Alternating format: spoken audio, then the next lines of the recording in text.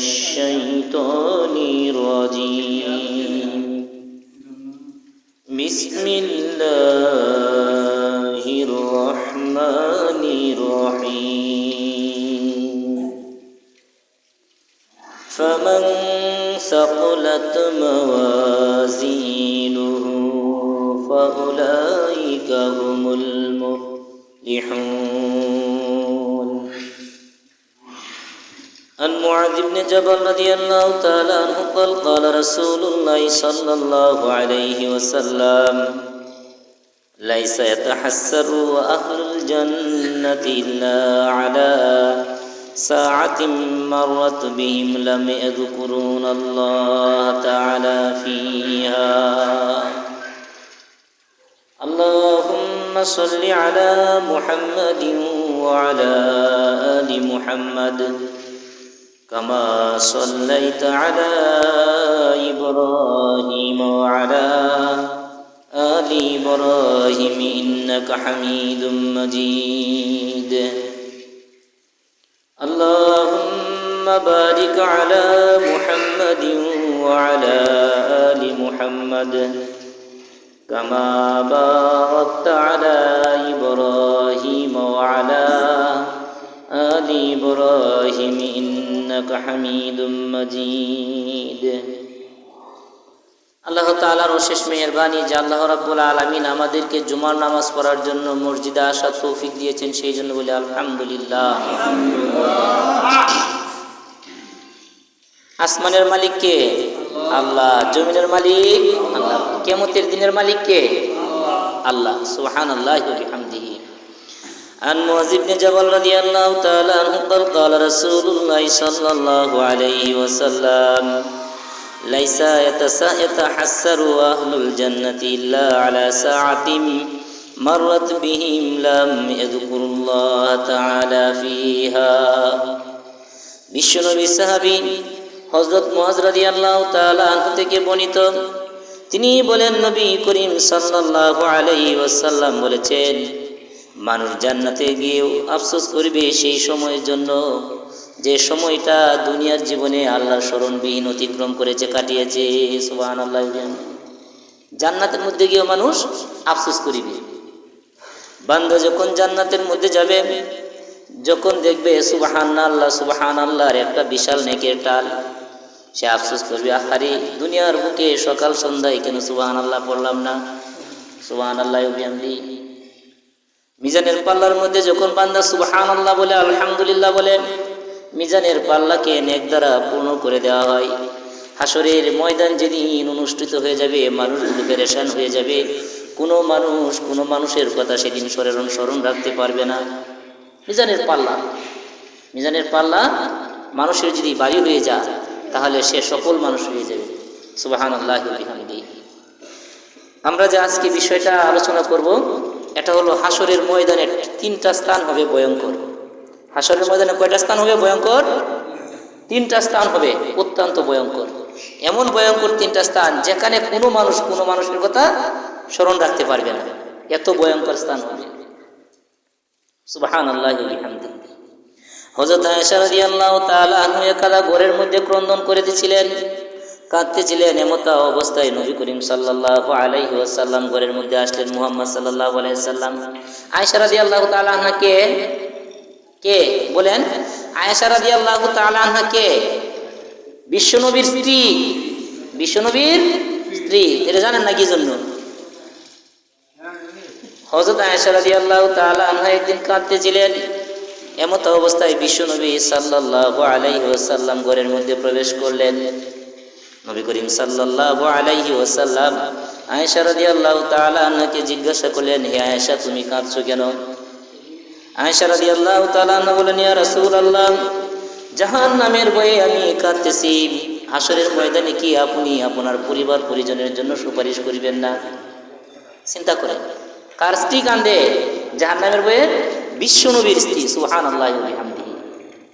উম্মুল মুমিনিন, আমাদের মা আয়েশা রাদিয়াল্লাহু তাআলা আনহাকে নবী করিম সাল্লাল্লাহু আলাইহি ওয়াসাল্লাম জিজ্ঞাসা করলেন, আয়েশা তুমি কাঁদছো কেন?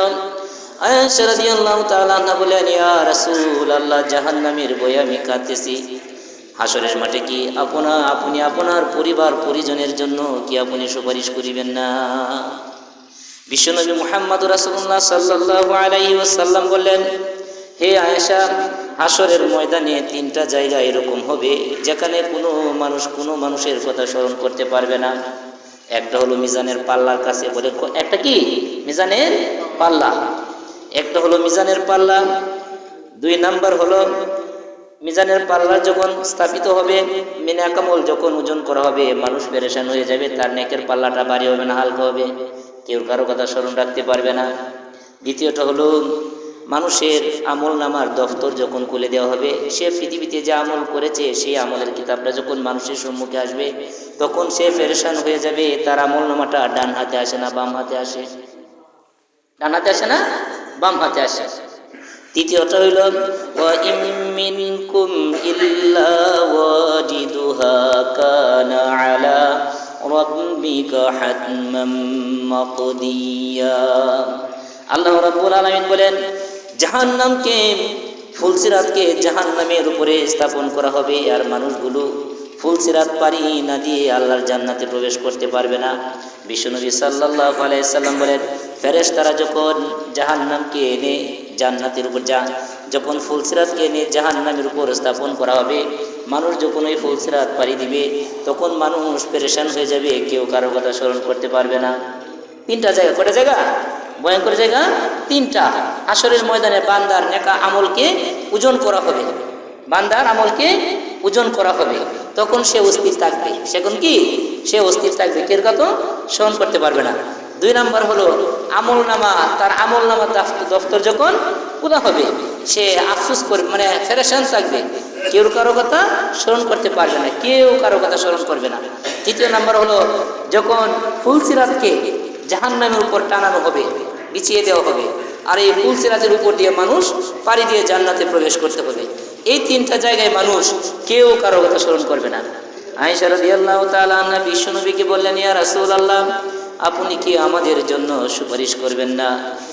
নবী সাল্লাল্লাহু আলাইহি ওয়াসাল্লাম বলেন, মিজানের পাল্লা যখন স্থাপন হবে, কোনো মানুষের কথা স্মরণ করতে পারবে না। আল্লাহ রাব্বুল আলামিন বলেন, ফামান সাকুলাত মাওয়াজিনুহু ফাউলাইকা হুমুল মুফলিহুন। মানুষের মিজানের পাল্লাটা, নেকের পাল্লাটা যদি ভারী হয়ে যায়, সেদিন সেই মানুষটা হবে সফল মানুষে পরিণত। সুবহানাল্লাহি ওয়া বিহামদিহি। মানুষ চিন্তা অবস্থায় থাকবে, তার আমল নামা, তার নেকের পাল্লাটা হালকা হবে না ভারী হবে। আর পাল্লাটা যদি হালকা হয়ে যায়, আল্লাহ রাব্বুল আলামিন বলেন, ওয়ামান খাফফাত মাওয়াজিনুহু ফাউলাইকাল্লাযীনা কাসিরু আনফুসাহুম ফি জাহান্নাম খালিদুন। আল্লাহ রাব্বুল আলামিন বলেন, নেকের পাল্লাটা যদি হালকা হয়ে যায়, বদের পাল্লাটা যদি ভারী হয়ে যায়, গুনার পাল্লাটা যদি ভারী হয়ে যায়, সেদিন মানুষগুলো হবে অত্যন্ত ক্ষতিগ্রস্ত। আয়েশা রাদিয়াল্লাহু তাআলা আনহাকে বিশ্বনবী সাল্লাল্লাহু আলাইহি ওয়াসাল্লাম বললেন, আয়েশা, মিজানের পাল্লার কাছে কোনো মানুষের কবর রাখতে পারবে না।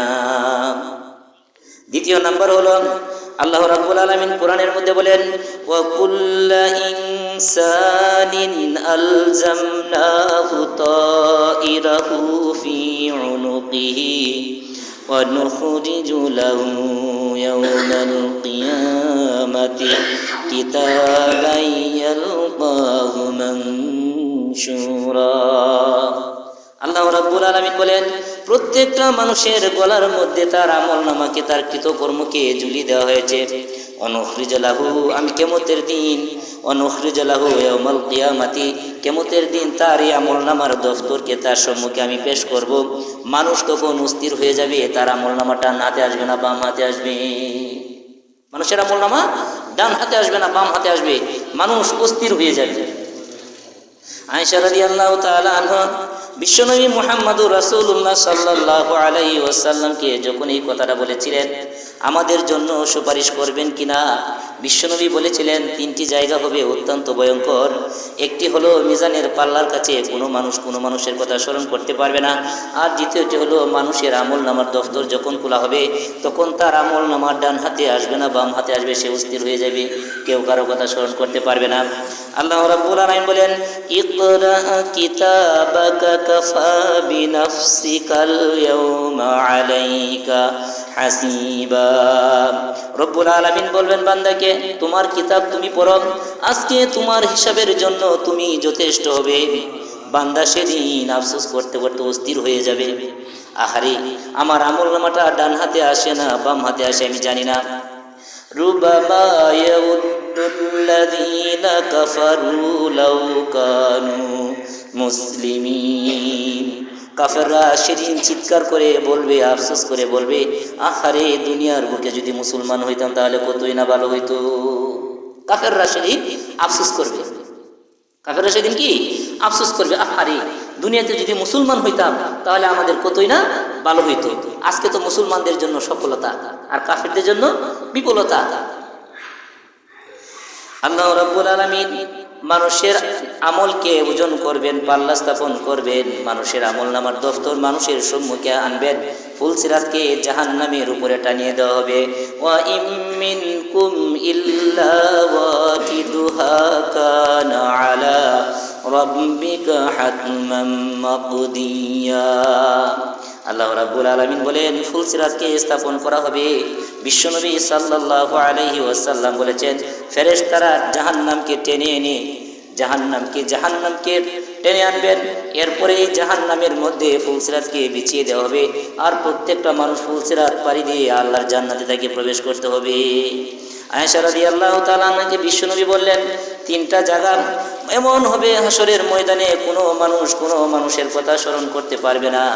একটা হলো মিজানের পাল্লা যখন স্থাপন করা হবে, দুই নাম্বার হলো বান্দার আমল নামার দফতর যখন খোলা হবে তখন কোনো মানুষের কথা স্মরণ রাখতে পারবে না।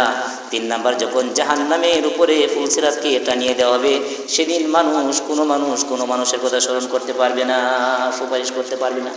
অর্থাৎ কেউ প্রত্যেকে ভুলে যাবে, মানুষ আশ্চর্য হয়ে যাবে। এই জন্য আমাদের করণীয় বিষয় হলো দুনিয়ার বুকে যতদিন থাকবো আল্লাহর দাসত্ব করব, আল্লাহর নাফরমানি করব না, আল্লাহর প্রদত্ত বিধানকে মেনে আল্লাহর কাছে চলে যাওয়াই হলো আমাদের কাজ। মা খালাকুতুল জিন্না ওয়াল ইনসা ইল্লা লিয়াবুদুন। মানুষ আমি তোমাদেরকে সৃষ্টি করেছি আমার দাসত্ব করার জন্য। হযরত আনাস রাদিয়াল্লাহু তাআলা আনহু বলেন বিশ্বনবী মুহাম্মদুর রাসূলুল্লাহ সাল্লাল্লাহু আলাইহি ওয়াসাল্লামকে বললাম, ইয়া রাসূলুল্লাহ হাসরের ময়দানে আপনি কি আমার জন্য সুপারিশ করবেন? নবী সাল্লাল্লাহু আলাইহি ওয়াসাল্লাম বলেন, আনাস আমি তোমার জন্য সুপারিশ করব। আনাস রাদিয়াল্লাহু তাআলা আনহু বলেন, ইয়া রাসূলুল্লাহ হাসরের ময়দানে আপনাকে আমি কোন জায়গায় খোঁজ করব, কোথায় পাবো? বিশ্বনবী মুহাম্মদুর রাসূলুল্লাহ সাল্লাল্লাহু আলাইহি ওয়াসাল্লাম বলেন, আনাস তুমি আমাকে ফুলসিরাতের পারে খোঁজ করবে, আমি ফুলসিরাতের পারে থাকবো। আনাস রাদিয়াল্লাহু তাআলা বিশ্বনবীকে বললেন, ইয়া রাসূলুল্লাহ ফুলসিরাতের পারে যদি আপনাকে না পাই তাহলে আপনাকে আমি কোথায় খুঁজবো? বিশ্বনবী বললেন, তুমি যদি আমাকে ফুলসিরাতের পারে না পাও তাহলে মিজানের পাল্লার কাছে আমাকে খোঁজ করিও। আনাস রাদিয়াল্লাহু তাআলা বললেন, ইয়া রাসূলুল্লাহ মিজানের পাল্লার কাছে যদি আপনাকে না পাই তাহলে আপনাকে কোথায় খোঁজ করব? আনাস বিশ্বনবী সাল্লাল্লাহু আলাইহি ওয়াসাল্লাম বলেন, তাহলে তুমি আমাকে হাউজে কাউসারের পারে খোঁজ করিও। সুবহানাল্লাহি ওয়া বিহামদিহি। হাসরের ময়দানে তিন জায়গার এক জায়গায় আমাকে তুমি খুঁজে পাবে। কোনো মানুষের জন্য কিয়ামতের দিন সুপারিশ করতে পারবে না। আল্লাহ তাআলা যাকে সুপারিশ করার দিবেন সেই সুপারিশ করতে পারবে। এই জন্য ইহকালীন জীবনে আমাদের জন্য করণীয় বিষয় হলো আল্লাহর জিকির আজকার করা, আল্লাহর প্রদত্ত বিধান মেনে আল্লাহর কাছে চলে যাওয়া। বিশ্বনবী মুহাম্মদুর রাসূলুল্লাহ সাল্লাল্লাহু আলাইহি ওয়াসাল্লাম বলেছেন, দুনিয়ার বুকে তুমি নাফরমানি করে যদি আল্লাহর কাছে ফিরে যাও তাহলে আল্লাহ রাব্বুল আলামিন কিয়ামতের দিন তোমাকে ভয়ঙ্কর শাস্তি দিয়ে নিমজ্জিত করিবেন। ইয়া আইয়ুহান নাসু উবুদু